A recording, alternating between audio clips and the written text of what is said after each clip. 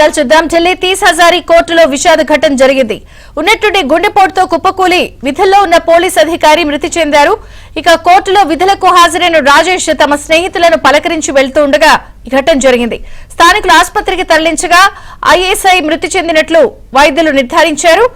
ASI గుండెపోటుతో కుప్పకూలిన దృశ్యాలు CC కెమెరాలో రికార్డ్ అయ్యాయి.